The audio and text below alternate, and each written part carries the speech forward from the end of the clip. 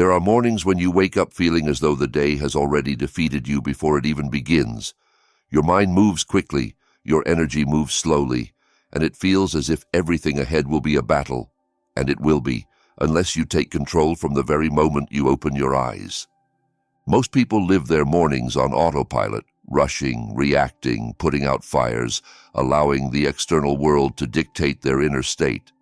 But the Stoics taught us something different. Marcus Aurelius wrote, "When you arise in the morning, think of what a privilege it is to be alive, to breathe, to think, to enjoy, to love." And that thought, simple yet powerful, can change everything. In this video, you will discover 10 practices to begin each morning if you wish to master your mind, sharpen your focus, and enter the day with an unstoppable Stoic mindset. These are not empty rituals or magical formulas. They are profound practices rooted in Stoic wisdom and modern neuroscience, designed to help you stop reacting and begin responding. Stay until the end, because each lesson holds a key that can transform not just your mornings, but your character, your discipline, and your destiny. And if you're committed to your personal growth, to self-mastery, and to living each day from presence and clarity, like this video, subscribe, and activate the notification bell so you never miss the next step. And tell us in the comments, what's your greatest challenge in the morning? Waking up, focusing, avoiding your phone, or simply beginning with purpose? Your answer might help someone else. Here we are building a community of men and women who are cultivating mastery over themselves day by day. Lesson 1. Wake with purpose.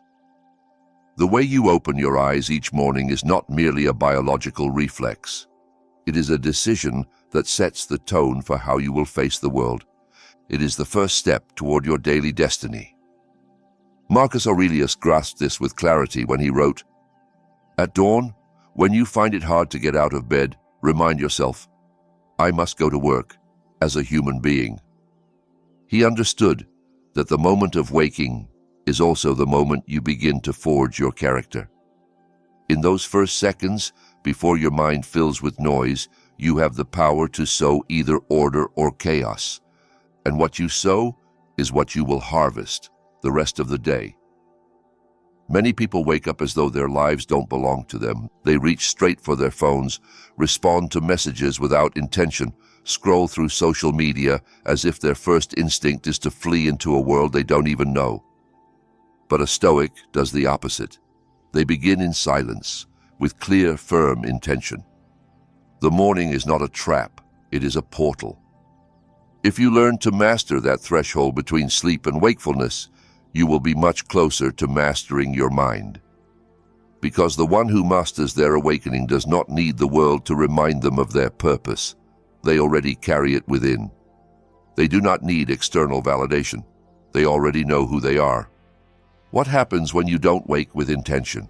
You enter the day like a ship without a rudder. Stress pulls you. Other people's emotions govern you. The urgencies of others become your priorities. But when you wake with purpose, you choose which thoughts to feed, which actions to take, which attitude to hold. So I propose something simple, yet powerful. Tomorrow before you rise, sit for a minute on your bed. Take a deep breath. Don't open your phone. Don't check notifications. Just whisper a phrase that becomes your mental shield. Today I am the master of my mind. Today I will not react. I will choose. Today I walk with direction. This kind of practice is Stoicism in action. It is training your soul from the very first breath of the day. Epictetus put it this way, "It is not things that disturb us, but our opinions about them." If you wake believing it will be a bad day, your mind will search for proof. But if you rise with purpose, with intention, with a thought sown deep in your core, your energy aligns and your mind becomes an ally, not an enemy. This act of morning presence is daily training. It's like sharpening your sword before battle. Because the world will come with its challenges, temptations, and distractions. But if you've taken the helm from the very first hour, you won't be easily dragged. You'll already be anchored. And you don't need to do anything spectacular. It's not a long ritual or a perfect habit. It's simply waking up, knowing that each day is a new inner battle. And your greatest weapons are your attitude, your focus, and your purpose. Do it each morning. Open your eyes, sit up, breathe. Set your intention for the day. It can be a word, a phrase, or an emotion you choose to hold, like gratitude, resolve, or serenity. Write it down if you like. Keep that purpose close to your chest. It will be your anchor. Because as Seneca said it, no wind is favorable to the sailor who doesn't know to which port he is bound. And that begins in the morning. Don't wait for the day to give you a sign. Be the sign. And thus, your morning silence will become your greatest strength for everything that follows. Lesson 2. Protect your attention. Your attention is your most valuable resource, but also the one most looted. We live in an age where everything fights to steal seconds of your awareness. Apps, messages, ads, headlines, social media, everything competes for a piece of your soul because that is what your attention is, the place where your soul resides. And if you don't protect that territory, anyone can enter and govern you. Seneca already warned us in his letters, nothing belongs to us except time, yet we give it away as if it were nothing. Today, we could say the same of our attention. We give it away without thought. We hand it to the first stimulus that flashes on the screen, and by the time we realize it, our mind is no longer ours. It's a shouting hall, a battlefield full of foreign voices. You no longer think, you react. You no longer choose, you obey. That's why a modern Stoic must begin each morning with an act of protection, to guard their attention as if it were their temple. This is not exaggeration, it is urgency, because where your attention goes, your energy flows. And where your energy goes, your life follows. If in the first hours of your day, you allow outside noise to enter unchecked, you're allowing others to dictate how you'll feel, what you'll focus on, and what thoughts will inhabit your mind. Ask yourself honestly, what's the first thing you see upon waking? The face of someone you love, or the screen of your phone, your own breath, or the headlines of a social feed? The quality of your mind is directly tied to what you consume, not just physically but mentally, and often the real poison doesn't enter through the mouth, but through the eyes. The Stoic practice here is simple yet powerful. Choose consciously what you give your attention to each morning. Decide which thoughts you will feed, which emotions you will strengthen, which ideas you will let in. You can create a sacred space in the first minutes of your day. Silence, writing, reflective reading, contemplation. The form doesn't matter. What matters is intention. Marcus Aurelius did it in his personal journal, what we now know as meditations. There he poured out his mind to clarify his spirit, not to impress others, but to remind himself who he must be in the face of the day's chaos.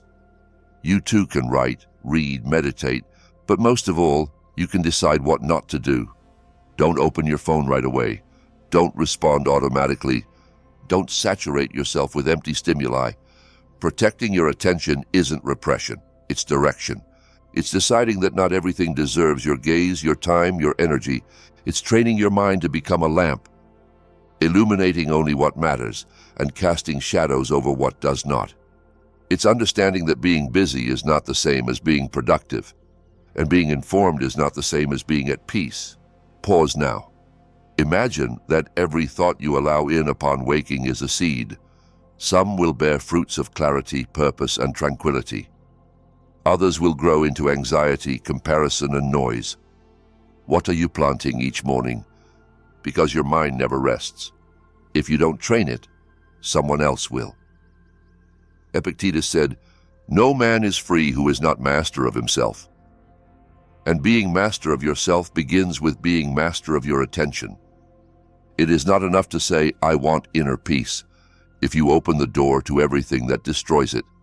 You cannot seek a clear mind if you feed on toxic, shallow, or hollow content. Create a morning ritual that honors your soul. It can be as short as you want, but let it be yours. A reading of wisdom, a moment of deep breathing, a reminder of your values. Something that brings you back to yourself, something that lifts you from the noise and returns you to your center. Because when you guard your attention, everything else aligns. You have more energy, more clarity, more focus. You make better decisions. You don't react, you respond. You don't rush, you move forward. And the world no longer sweeps you away like a wild wind, because you hold the helm. In the times of empire, the Stoics knew the greatest battle was not against the external enemy, but against the internal one. Distraction, anxiety, slavery to the external. Today, in your modern world, that battle still lives. But if you begin your day by protecting your attention, you've already won the first and most important fight of the day. Lesson 3. Order your space. Your environment is a reflection of your mind. The place where you wake up, work, eat, and rest has a direct impact on how you think, how you feel, and how you act. A cluttered space is not just visual chaos. It is mental weight, an invisible source of anxiety. Seneca said it clearly, "A calm mind brings order to the universe." But that calm doesn't appear out of nowhere. It is cultivated from what you see, what you touch, what you inhabit. Think for a moment about how you feel when you are in a clean, silent, harmonious space. Your breathing slows, your posture straightens, your thoughts flow more freely. It's not magic, it's energy. External order supports internal order, and the Stoics knew this well. They were not collectors of things, they were guardians of mental space.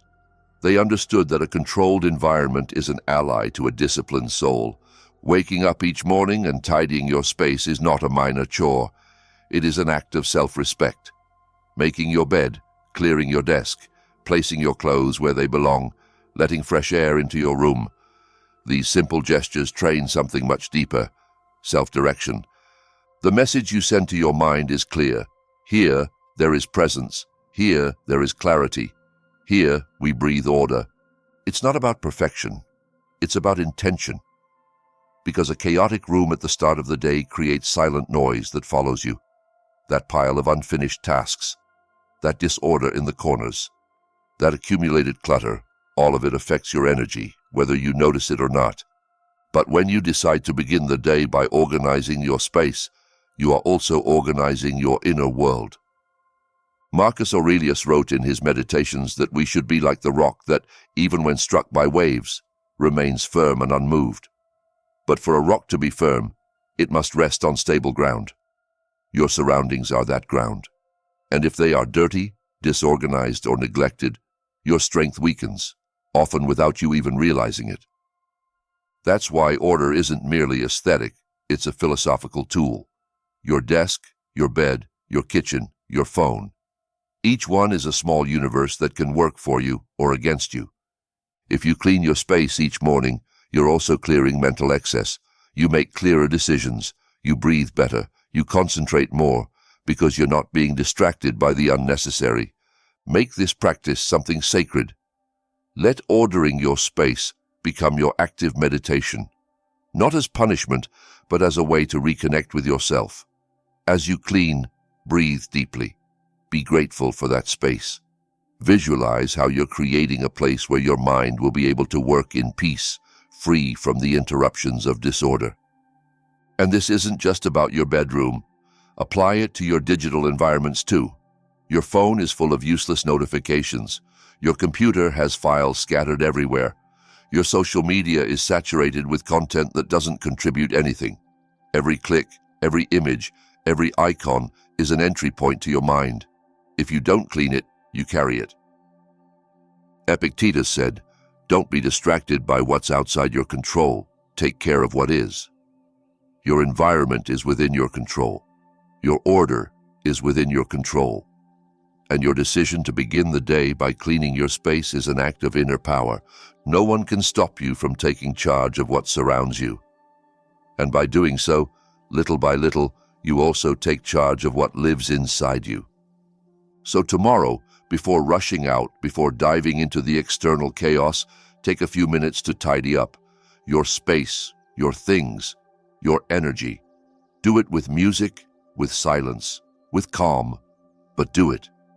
Because the place where you live is the place from which you think. And if that place is in balance, your mind will be too. External order doesn't guarantee success, but it prepares you to face it with greater strength, clarity, and presence. And when you live from that harmony, everything feels different. You are more in control of yourself. And that is true Stoic power, to master your surroundings so they never master you. Lesson 4. Strengthen your body. You cannot master your mind if you abandon your body. The Stoics understood this well. Discipline begins in the flesh.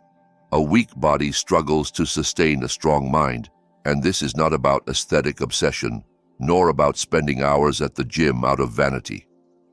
This is about recognizing that your body is the first battlefield of your will. If you strengthen it, you also strengthen your character. Marcus Aurelius understood it deeply. Care for the body as the instrument of the soul. Do not overvalue it, but do not neglect it either. The philosopher-emperor knew that balance lies in using the body as an ally, not as a tyrant and not as a slave. Because everything you do with your body, from how you walk to how you breathe, shapes the way you think and feel. Moving every morning, training even just a few minutes, walking, stretching, breathing consciously, these things don't just activate your muscles. They sharpen your focus. They reduce mental noise. They awaken your inner fire. Why do you think you feel clear, energized, and focused after a good workout? Because you've aligned body and mind. You've made both operate on the same frequency. Many fall into the trap of wanting mental strength without physical movement. They want focus without deep breathing. They want control over their life but can't control their posture or their breath. But the Stoic does not seek excuses. The Stoic knows the body is not decoration. It is a tool of power. A strong body doesn't mean massive muscles. It means resilience, agility, vitality. It means having the energy to sustain your decisions. Seneca warned that a sick mind inhabits an inactive body, and he was right. When you postpone your health, when you choose comfort over care, you're allowing your will to rust. And if your will weakens in small things, it will also fail in great ones. That's why strengthening the body is also spiritual training. You don't need expensive equipment or complex routines. What you need is consistency. Just a few minutes of movement when the day begins. Conscious breathing, clean water, good posture, mindful eating, intentional sleep. These small habits don't just strengthen your muscles, they sharpen your spirit, your attention, your clarity. Make physical care a Stoic practice.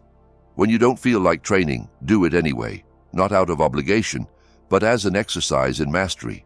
Because if you can lift your body even when you feel lazy, you can also lift your spirit in moments of discouragement. Everything is connected. Your ability to endure physical discomfort becomes your ability to endure emotional frustration. Your dietary discipline strengthens your emotional discipline. Epictetus said it plainly, "Don't wish for things to be easier, wish to become stronger." And part of that strength is born in the body. Because the one who cannot master their physical impulses will hardly master their emotions. The Stoic does not fear effort, they embrace it, because they know virtue is born in sweat. So every morning, before you feed your mind, move your body, care for it, wake it up, be grateful for it.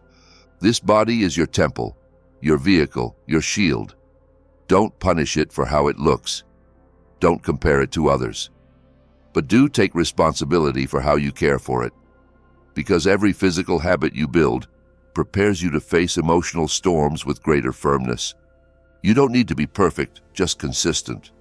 The routine, the breath, the energy you create through your body is the same energy that will drive you to make hard decisions, to stay calm in chaos, to endure what others cannot.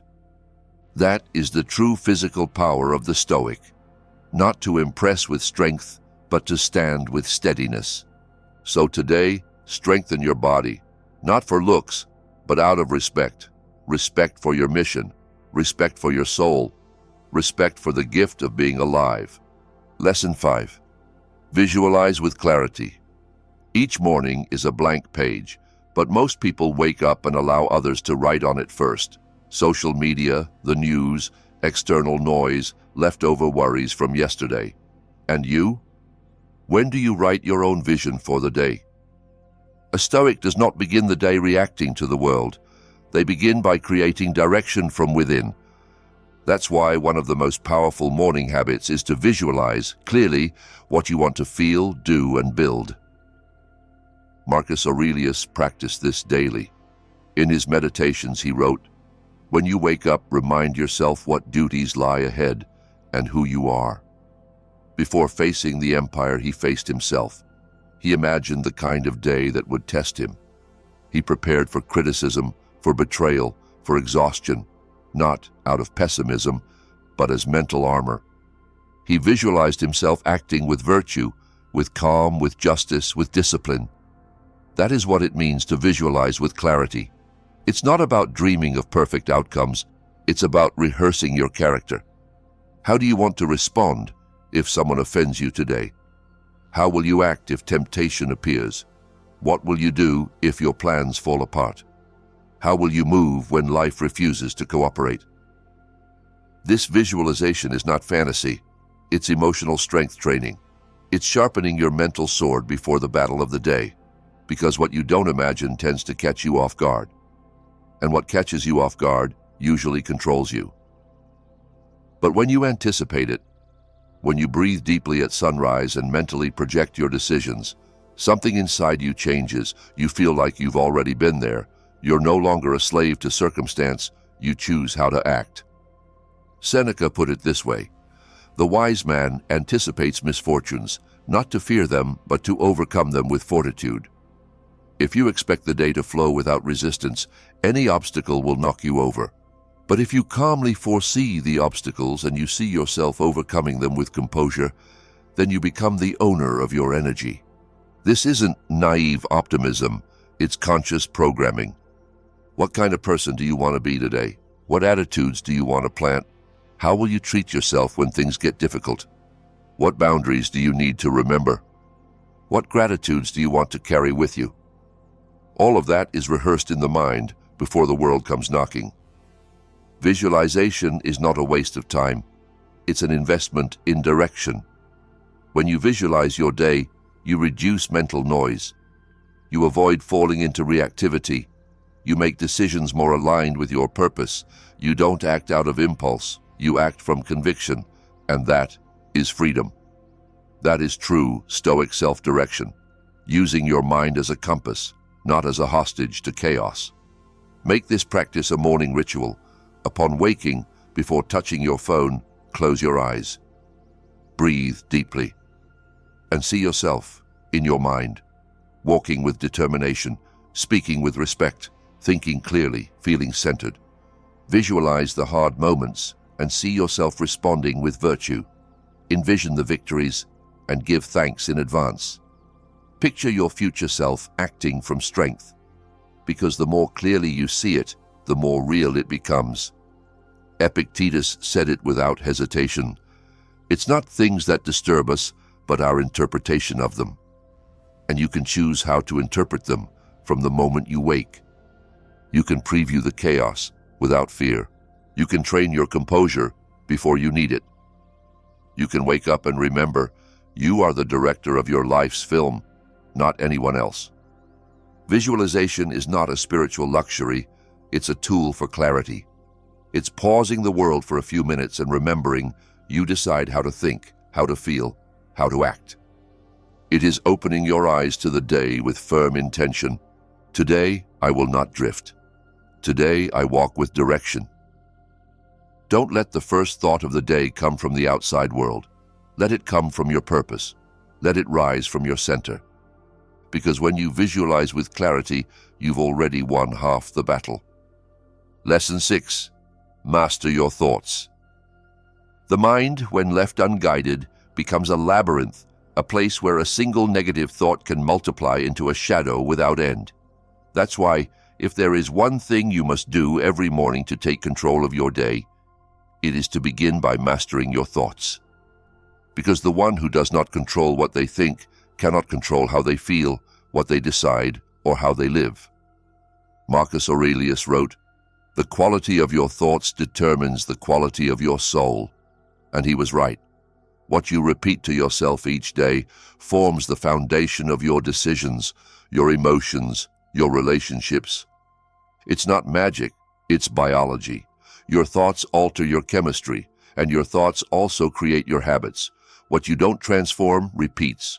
What you don't examine controls you. The problem is that most people wake up with a mind already polluted. They rise with the memory of what they didn't accomplish yesterday, with the anxiety of what hasn't happened yet, with the inner critic repeating, "You're not enough. You're behind. She doesn't love you. You won't make it." And they accept that voice as truth. But Epictetus warned us, do not be carried away by the appearance of things. Examine them with reason. That means your thoughts are not facts. They are interpretations. They are echoes of beliefs, wounds, past voices. But you are not your mind. You are the one who observes it. So each morning, when that inner voice tries to throw your day into disorder with fear, insecurity, or doubt, pause. Observe it. Don't respond right away. Just look at it and ask, does this serve me or sabotage me? A negative thought cannot survive long in a present mind, but if you feed it with attention, it grows. So the first step to mastering your thoughts is realizing they're there. The second is choosing which ones deserve to stay, because every idea you accept as true becomes an emotion, and every repeated emotion becomes your mood, and your mood becomes your destiny. Seneca said, "We suffer more in imagination than in reality." How many times have you been consumed by something that never even happened? How many times have you empowered a thought that was only a possibility, not a certainty? That's the trap. And every morning you have two paths, to be a slave to your thoughts or to be the guardian of your mind. This is not about superficial positive thinking. This is about cultivating thoughts that are useful, powerful, and aligned with your purpose. Do you have a goal?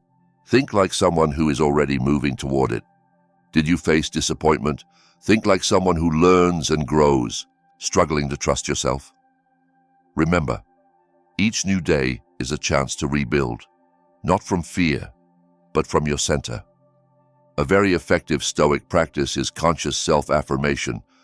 Upon waking, speak phrases that affirm your strength, your clarity, your resolve. Say them, even if you don't fully believe them yet, because your brain needs new neural paths to stop returning to the same old patterns. Say, "Today I am the master of my mind. I do not chase what I cannot control. I choose my energy. I choose my focus. I choose my path." Repeat it, even if it feels awkward. Repeat it until your mind starts to believe you again. And if a dark thought comes back, don't reject it with anger. Thank it. It shows you where something still needs to heal. Don't fight it. Supervise it. Deconstruct it. Replace it with a wiser vision. A clear mind is not one without dark thoughts. It's one that knows how to direct the light toward them. Remember this. You can't stop a thought from arriving, but you can choose whether it stays. And what you let stay becomes part of you. The morning is the perfect time to reset your mind. It's when you are most open, most malleable, most vulnerable to what you think. Don't waste those minutes. Make them sacred. Because if you plant thoughts of composure, gratitude, and clarity, that is what you'll harvest throughout the day. And if you don't choose them yourself, someone else will. The algorithm, society, old wounds, foreign voices. You can't control everything that happens to you, but you can control how you interpret it. And that is where your real power begins, in how you think, in what you choose to believe, in what you choose to silence inside yourself. The world may not change for you, but your mind can change how you live in that world. And that is true freedom. Lesson 7. Order your environment. Look around you. What do you see? The place where you begin your day is not a minor detail. It's a reflection of your mind. Or worse, it may be its very cause. Many people seek mental clarity, yet live surrounded by chaos. A messy room, piles of useless things, endless notifications, a desk cluttered with yesterday's leftovers, and in the background, rush, noise, pressure. And then they wonder why they can't focus, why they wake up already feeling heavy, why peace seems impossible from the first moment. But the Stoics knew your environment is not external to your soul. It is an extension of it. Seneca wrote, "It is impossible for the soul to be strengthened amid noise and constant agitation." And he was right, because disorder doesn't just tire the eyes, it fatigues the spirit, it drains energy, it buries priorities, it pulls you away from the present. That's why one of the most powerful things you can do each morning before anything else is to put your immediate surroundings in order. Make this act a sacred ritual, not as a punishment, but as a declaration. My mind deserves clarity. My body deserves harmony. My spirit deserves space to breathe. Ordering is not just cleaning objects. It's clearing vibrations. It's sending a message to your mind. I am in control. I am not at the mercy of chaos. There is structure here, even if the world outside is falling apart. Epictetus understood this. Do not ask for things to happen as you wish. Wish instead for them to happen as they do, and you will prosper. If your space reflects neglect or apathy, don't deny it. Accept it as it is. Then act, not with complaints, but with decision. Throw away what you don't use, organize what you do, make space for what matters, because your mind cannot focus while surrounded by contradictory signals. Stoic philosophy is not only for the big moments of crisis, it is trained in the everyday. And every morning, when you put in order what you see, you're also reordering what you feel. Have you noticed it? Making your bed doesn't change the world, but it changes how you face it. Cleaning your desk doesn't solve your problems, but it clears the ground so you can face them more firmly. Your physical environment influences your emotional environment, and although you cannot control everything outside of you, you can start with what surrounds you. You don't need a perfect home. You don't need luxury. What you need is a space where your soul does not feel at war. A place where you can breathe without noise, where your mind doesn't have to fight visual clutter just to find direction. Stoic minimalism is not about having little, it's about needing no more than what is essential. Marcus Aurelius sometimes slept on the floor to remind himself not to grow soft. You don't need to go to that extreme, but you can decide what enters your physical world, and just as importantly, what you choose to let go. Because letting go of material things is often the same as letting go of mental attachments.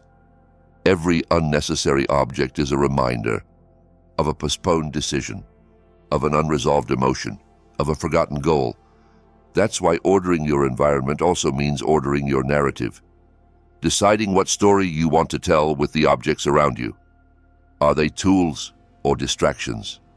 Do they propel you or hold you back? Do they speak of who you were or of who you are choosing to become? Don't underestimate the power of an ordered space.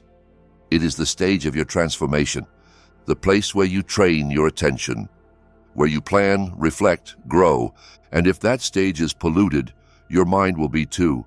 But if every morning you clean it, arrange it, claim it as your own, then you'll be sending a deep message to the universe. I'm ready, I'm awake, and I'm in control. So don't begin the day without first observing your environment, not as a chore, but as an act of respect for your own mind. Because mastering your life begins by ordering what you see. And when the external aligns with your internal purpose, everything starts to flow with greater strength, focus, and peace. Lesson 8. Be grateful for what is present. Every morning is a gift disguised as routine, but most people wake up without realizing it. As if breathing were automatic, as if the heartbeat were just background noise, as if having a roof over your head, a functional body, and one more chance at life had no value at all. Habit numbs us. It makes us blind to the present. And that's why a mind that does not practice gratitude becomes a prisoner of everything it lacks. Marcus Aurelius said it clearly. Do not take for granted what you have. Remember how much you would long for it if it were gone. That phrase should be engraved in our consciousness each morning. Because what you don't appreciate, you end up despising, and what you despise eventually disappears. Gratitude is not a religious act. It is a philosophical act. It is the recognition that while you cannot control everything, you can value what you already have. Instead of beginning the day with complaints or comparisons, begin with conscious gratitude. You don't need grand reasons, you just need open eyes. Ask yourself, what is holding me up today? What do I not lack? What has stayed with me, quietly, while I was busy focusing on pain? To be grateful is to train the mind to look toward what strengthens, not what is missing. It's a practice of perception, not luck. Because you are not richer when you have more. You are richer when you see more of what you already have. And that changes your energy. It changes your attitude. It changes your presence. Seneca said, "It is not happiness that makes us grateful. It is gratitude that makes us happy." And it's true. Every time you give thanks, even if you're tired, sad, or uncertain, you're breaking the cycle of discontent. You're elevating your internal vibration. You're giving direction to your soul. But real gratitude is not just saying thank you. It's living like someone who knows they've been blessed. It's walking with dignity, taking care of what you have, giving what you can, acting from inner abundance, not from the void of what you lack. Each morning upon waking, say aloud or in silence, "Thank you for this new day. Thank you for the body I inhabit. Thank you for the life that holds me." Even when I don't know how to hold myself. Make it real, make it yours. Be grateful for the sunlight, even if the sky is gray. Be grateful for your bed, even if it's modest. Be grateful for your food, even if it's simple. Be grateful for the time you have, because not everyone does. And if today you feel like there's little to be grateful for, then you need gratitude even more. Because that is where character is forged. In scarcity, in pain, in the waiting.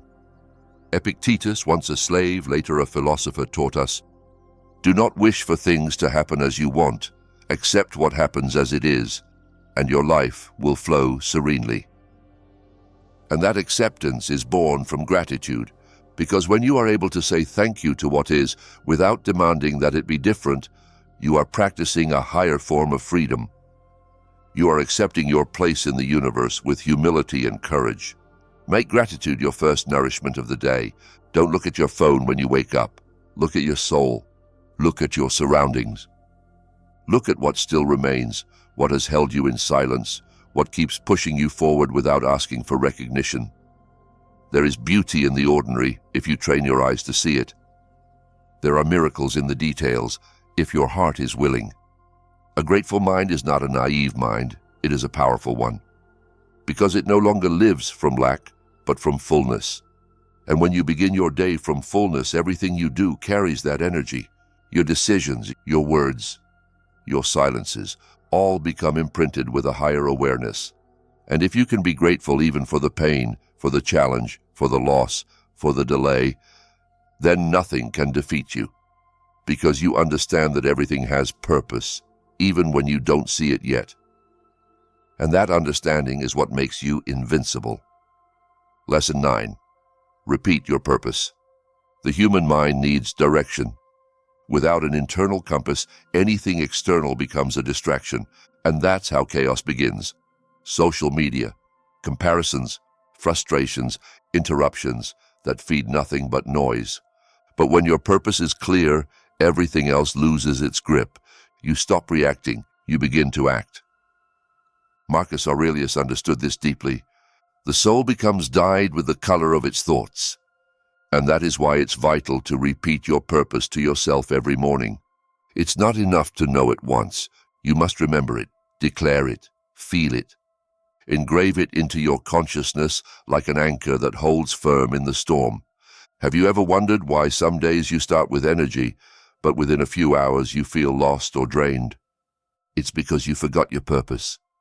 Because your mind was pulled by the urgent, the irrelevant, the misaligned. That's why this lesson is essential. Repeat your purpose every morning. Write it down, read it, say it out loud if necessary. Make it your mantra. Stoicism teaches us that while we cannot control external circumstances, we can master our intentions.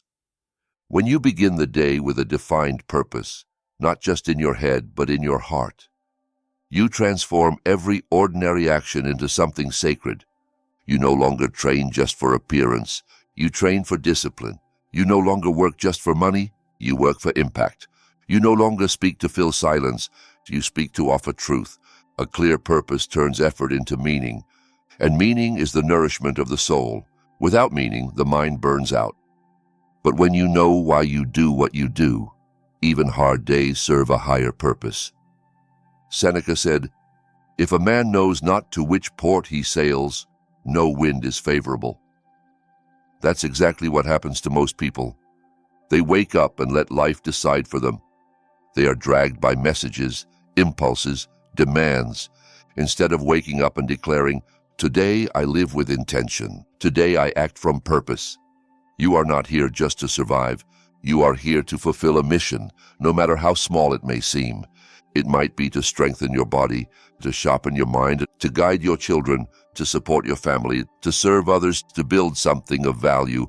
Whatever it is, remember it every morning. That remembrance is what will protect you when your motivation fails, because purpose doesn't require constant emotion. It requires commitment. Make this a sacred habit. Upon waking, before doing anything, sit still, breathe deeply, and remind yourself who you are and what you are building. Write it down if you need to. Say, "I am building a resilient character. I am cultivating self-mastery. I am walking toward a life of purpose." That simple act can change your life. Because when you direct your attention toward your purpose, distractions dissolve, criticism loses its power, and doubts no longer paralyze you. Your mind aligns, your energy focuses, and that gives you an inner strength no one can take from you. Repeating your purpose is not just a motivational phrase, it is a Stoic strategy for centering your consciousness, for becoming the owner of your day instead of a victim of the world. And each day that you do it, you strengthen a part of yourself that doesn't depend on the world or validation or immediate success. And if one day you doubt, if everything feels cloudy, if things don't go as planned, repeat your purpose anyway. Because that act of repetition, silent or spoken, is an act of power. It's a reaffirmation. It's telling the world, everything around me may shift, but within I remain steady. And that steadiness, that direction, is what separates the true Stoic, not because everything goes right for them, but because they never forget who they came here to be. And you, each morning, can remember it. You can repeat it, and you can live from it. Lesson 10. Act with presence. The past is a memory, the future, a projection. But the present is the only thing that truly exists. And yet, how often are you really here, fully awake in what you do? How often is your body in one place, but your mind drifting between worries, tasks, and foreign thoughts? Disconnection is a silent disease. It dulls the soul without warning. That's why, if you want to master your day, you must learn to inhabit it, to act with presence. Marcus Aurelius wrote, "The present is all you have. Use it as if it were the last thing you will ever do in life." It's not an exaggeration, it's a wise warning. We live as if we have endless time, but every moment that passes never returns. And the mind that lives absent is a wasted mind. To act with presence does not mean doing less. It means doing things with more intention. It's not about eliminating external noise. It's about not letting that noise invade your inner world. When you eat, truly eat. When you speak to someone, look them in the eye. When you walk, feel your steps. When you train, focus your mind on each repetition. In every daily action hides an opportunity to awaken. Presence is a muscle. If you don't train it, it weakens. But when you do, your consciousness expands and your mind clears. You begin to truly live, not just survive. Epictetus reminded us, it's not what happens to you that matters, but how you react to it. And you can only choose your reaction if you are present. If you're asleep, you act on impulse. If you're present, you choose wisely. That is where character is forged, not in what you occasionally do, but in how consciously you do it every day. Most people live on autopilot. They wake up and repeat routines without questioning, without savoring, without feeling. But a Stoic is different. A Stoic awakens the mind in each action. They remind themselves everything is fleeting, and because of that, everything matters. They don't waste energy on what doesn't build. They don't act like victims of circumstance. They act as masters of themselves. To act with presence also means to observe your emotions as they arise. Not to suppress them, not to flee from them, but to look them in the face, to feel anger without letting it control you, to feel sadness without letting it drown you, to feel fear without surrendering to it. That is mastery, that is wisdom, that is presence, and the more present you are, the deeper your life becomes, because you stop running toward results and begin to value the process. Silence no longer frightens you. Pauses become sacred. Small things begin to fill you. You no longer need everything to change in order to feel peace, because peace becomes a choice, not a condition. Presence is an act of self-love.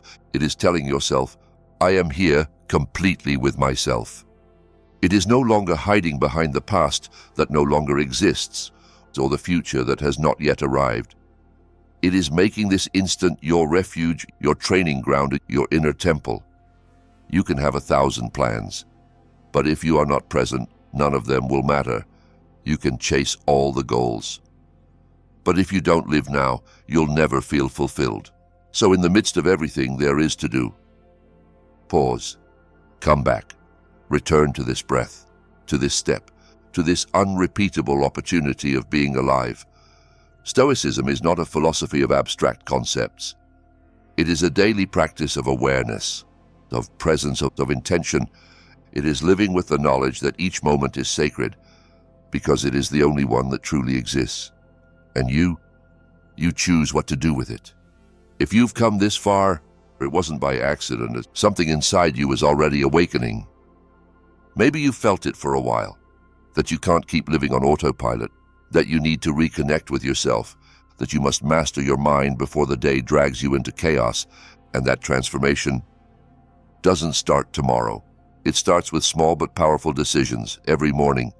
It starts when you choose to breathe before reacting, when you choose silence before speaking, when you protect what enters your mind and cultivate calm over noise. These daily choices, silent and invisible to the world, are the ones that shape your character and your destiny. Remember this: you cannot control what the day brings, but you can control from where within you will face it. And if that place is your inner center, your purpose, your mental clarity, then nothing will be able to pull you off course. Seneca wrote, "The soul that surrenders to the present moment does not fear the future nor regret the past." That is your power, the now. Here lies the seed of your greatness. Here is where true mastery begins, because the one who conquers themselves at the start of the day has already won, long before the world dares to test them. And if this message resonated with you, if it spoke to your soul, then like this video, subscribe it, and turn on the notification bell. Because here, we don't just talk about philosophy, we live it to transform lives. See you in the next video. Until then, keep walking with firmness, with purpose, and with inner peace.